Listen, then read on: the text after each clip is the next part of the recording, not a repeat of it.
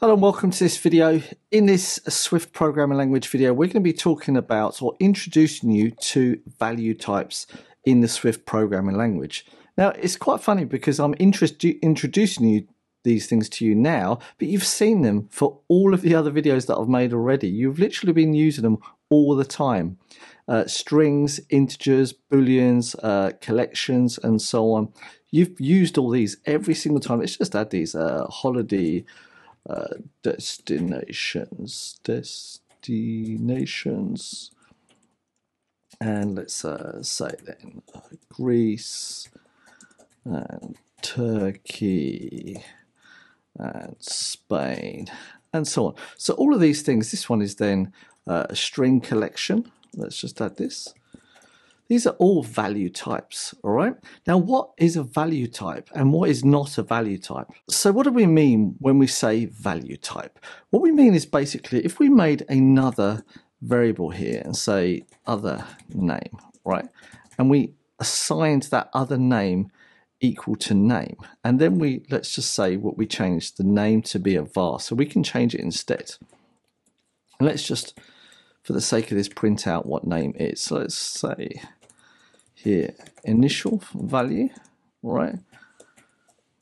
And then here, and then we'll say other name value. This will make sense in a minute.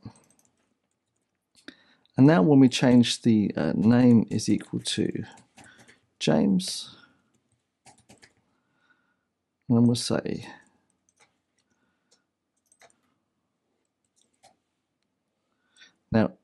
now we'll say current value, and then we'll just put the other name here. All right. So let's just update this, and we'll run this. And so you see down here, initial value is David, which is what it was. Then other name value is David because we assigned this one constant variable here with the value of name. Okay, and that value of name was David here. And so then when we printed out other name here, we see David. And then we updated the name variable to now have the value of James. So we printed out current value and we see James and we see David. So you can see that the other name variable has stayed the same. So even if we change this other name to a var and we run this again, it outputs exactly the same thing because we are passing these we are passing this by value, okay, which means that we're always copying the values inside of that one box. So what you really need to start thinking about this is that we have places in memories where these strings are being stored, okay, and these variables are accessing that one spot in memory. In the background, Swift is nicely giving you the point in memory where this one name string has been stored.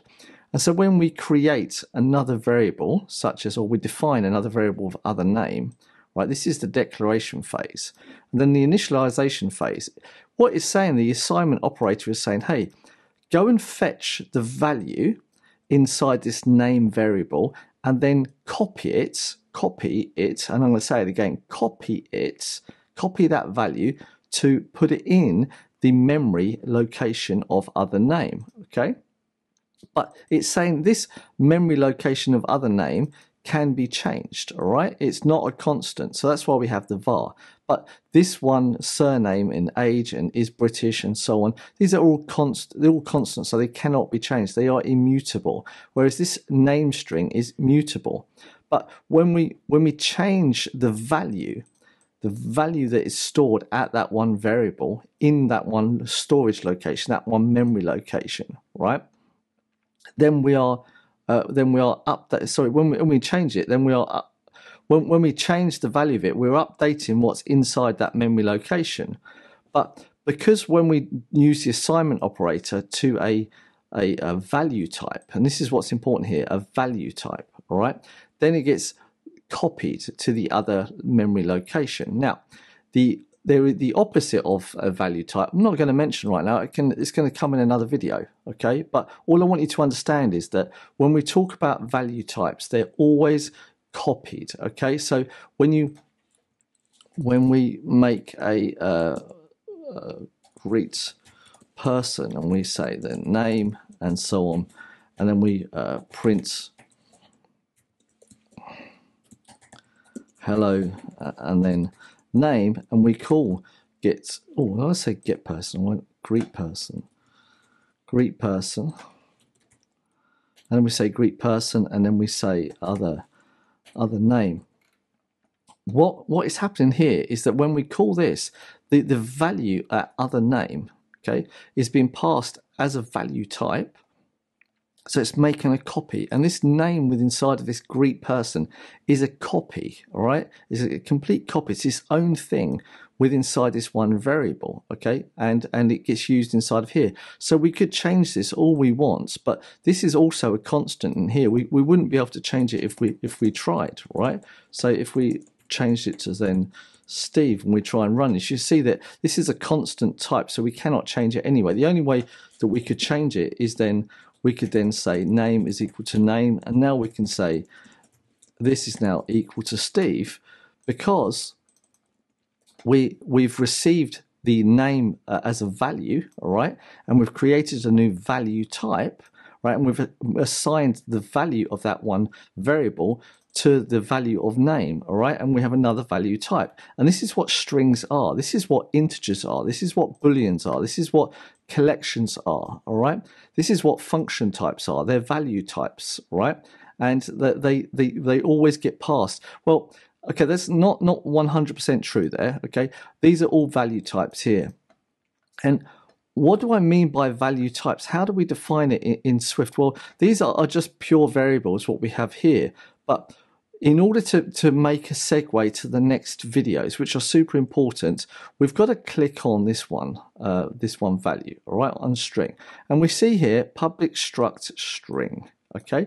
And when we come to the next one, we're going to go to integer. And when we're going to see public struct integer, okay? And we're going to come to the next one, boolean. We say public struct boolean. These are all structs, okay?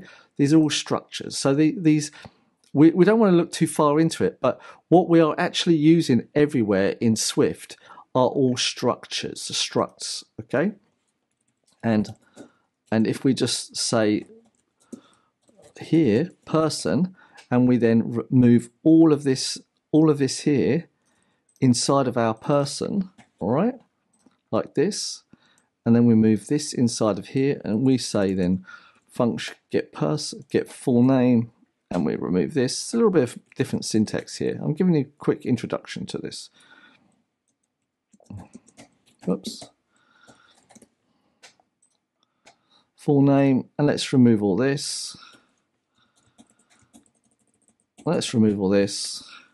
And now when we run this, we now have a person. So we can say here, and we just say person instead. And it, whoops, person instead, and it has all of its values already preset, okay? So now we can print out person dot name, or we can just say get full name and run this. And now I've introduced you to structs, right? But what I've really actually introduced you to are value types, because all value types in Swift are basically structs anyway. But what you'll notice here is that we cannot change. Let's just change the name here to say James. We cannot change this because the person is a constant already. But if we change the person to a variable, you see that we can't change name either, all right? Because this is a constant inside of here. So if we change it back to being a variable inside of here, now you can see that we change it, and when we run this, you'll see we get James Thorne. However, right, if we then say, we just say person, let's just say copy person, all right? And I'm saying copy person to be explicit. And now we print out copy person, get full name, and we run this. You'll see now David Thorne, because structs are value types, right? As we've already seen, name is a string is a struct. So there's no difference here with person, just because person has more properties than name.